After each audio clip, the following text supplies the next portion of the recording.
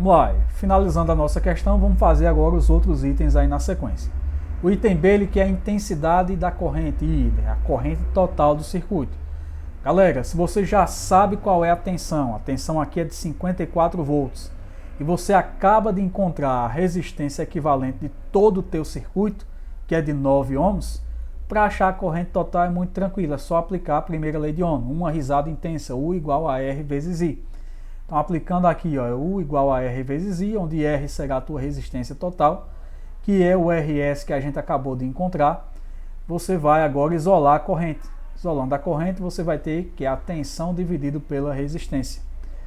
A tensão é de 54 volts, a resistência equivalente é de 9 ohms, 54 dividido por 9 dá 6 amperes.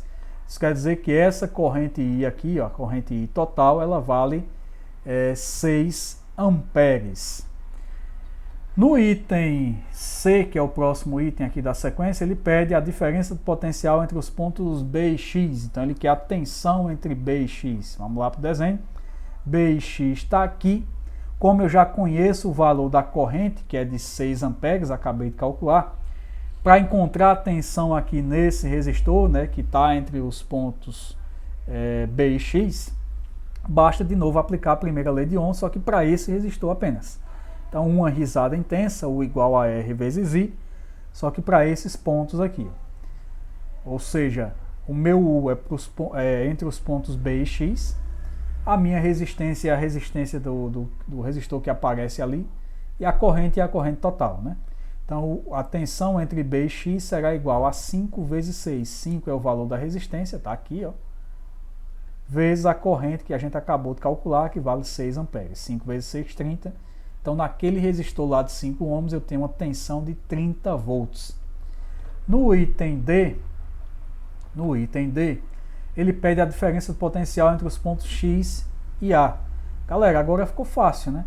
Se eu sei que a tensão total é de 54 volts e a tensão nesse resistor aqui eu acabei de calcular é de 30 volts, quantos volts sobraram para os pontos aqui A e X, né? É só subtrair 54 menos 30, que dá 24 volts, né? Então, entre o ponto A e o ponto X, a gente tem 24 volts. Então, dá para usar esse raciocínio lógico para resolver aqui o item D, né? Foi esse que eu usei aqui com vocês. E claro que tem uma segunda maneira de encontrar, né? Eu posso efetivamente calcular essa tensão entre os pontos A e X. É só utilizar quem? A resistência entre esses dois pontos. A resistência entre esses dois pontos é a resistência dessa associação em paralelo, ou seja, o RP, que eu calculei aqui no item A, valendo 4 ohms. Então, substituindo isso na minha fórmula, fica 4 vezes 6, que é a corrente total, né, que está passando ali. 4 vezes 6, 24 volts, é a tensão entre os pontos A e X. E para finalizar aqui a nossa resolução, nós temos a questão pedindo as intensidades das correntes I2 e I1. Então é só ir lá no circuito, calcular quanto vale I1, quanto vale I2. E isso agora está fácil, porque as resistências a questão nos trouxe, e a tensão para esses resistores nós temos, né? Acabamos de calcular, ela vale 24 volts. Então, aplicando essa ideia aos dois resistores lá, nós vamos ter que U igual a R vezes I para o resistor 1, então fica U entre A e X, né? Igual a R1 vezes I1. Isolando aí o I1, nós temos que a tensão entre A e X dividido pela resistência 1.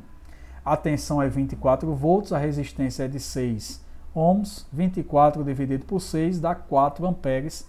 É a corrente que está passando aqui, ó, pelo resistor de 6 ohms.